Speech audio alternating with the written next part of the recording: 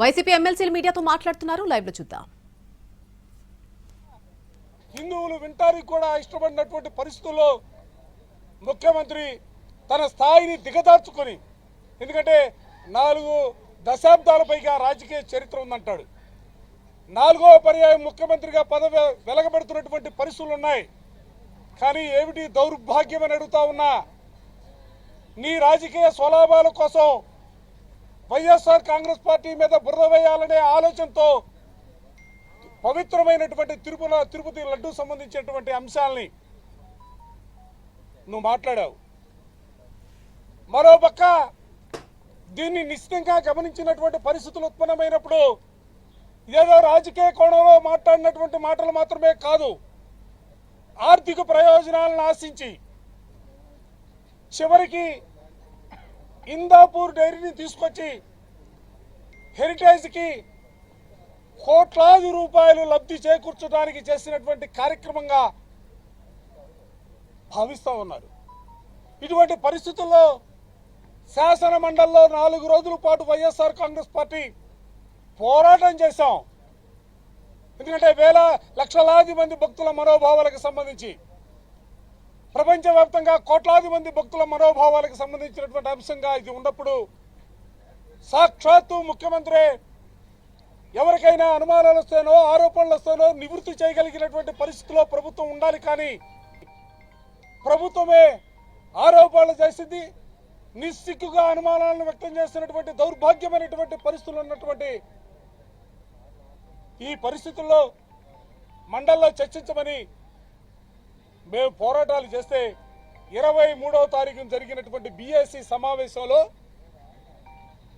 26వ తారీఖున మండలిలో short discussion మీద ఈ అంశాన్ని తీసుకోవడం జరిగింది.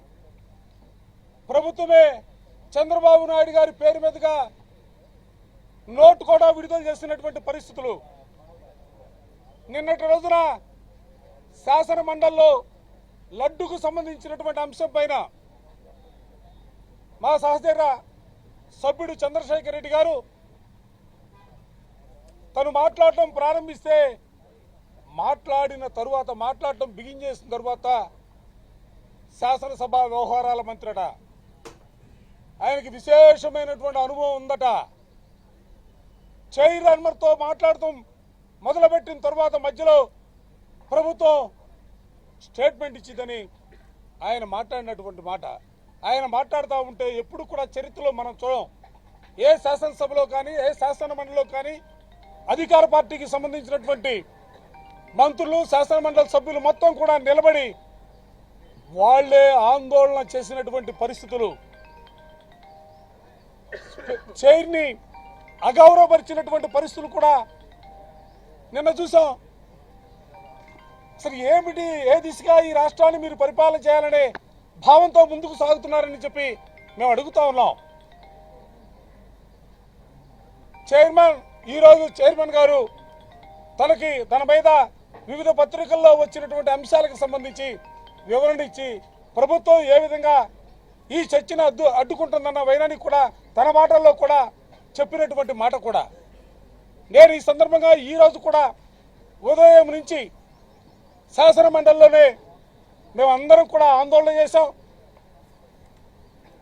సభని పోస్ట్పోన్ చేసిన పరిస్థితులు, ఆ టైంలో కూడా 3 గంటల పైగా మేమందరం కూడా మండలిలో కింద కూర్చొని ఇవాళ లడ్డు చర్చకు సంబంధించి ఎక్కడైతే చర్చని నిన్న ప్రారంభించామో ఆ ప్రారంభించిన దగ్గర నుంచి చర్చను కొనసాగించాలని చెప్పి మేమందరం కూడా కోరుకున్నటువంటి పరిస్థితులు.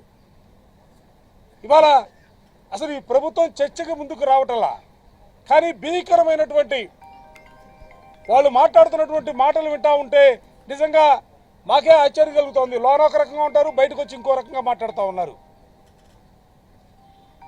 వాళ్ళు ఏదో చర్చకు వస్తూ ఉంటే మేము చర్చ నుంచి బయటకు వస్తున్నామట.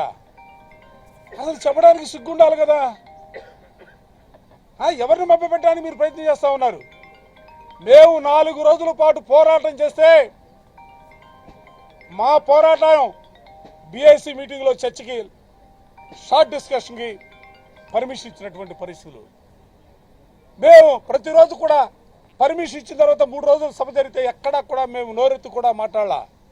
ఎందుకంటే సభ సజావుగా తప్పడానికి సంబంధించి మాకు కావాల్సింది ఈ రాష్ట్రంలో, ఎందుకంటే చంద్రబాబు నాయుడు గారు మాట్లాడే ప్రతి మాట కూడా, మంత్రులు మాట్లాడే ప్రతి మాట కూడా అబద్ధాలతో కూడినటువంటి మాటలు.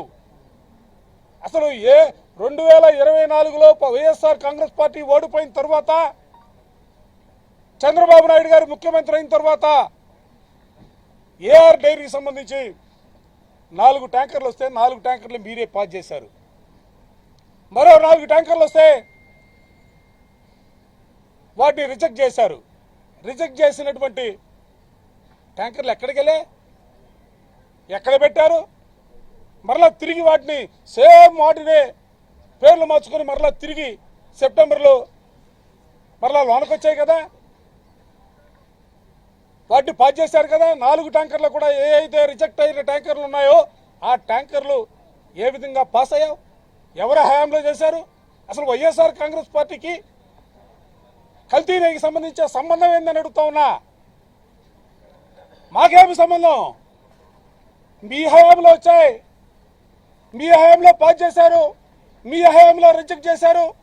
రిజెక్ట్ చేసినటువంటి ట్యాంకర్లు మరలా తిరిగి వస్తాయి, వాటిని పాస్ చేసి లోనకు పంపించి మీరు పాపం మూటగట్టుకుంటే, మీరు మూటగట్టుకున్నటువంటి పాపాన్ని మాపై నెట్టాలని ఏ విధంగా ప్రయత్నం చేస్తారని అడుగుతా ఉన్నా. 658 రూపాయలకి ఇందాపూర్కి డైరీకి మీరు టెండర్ ఇచ్చేశారు.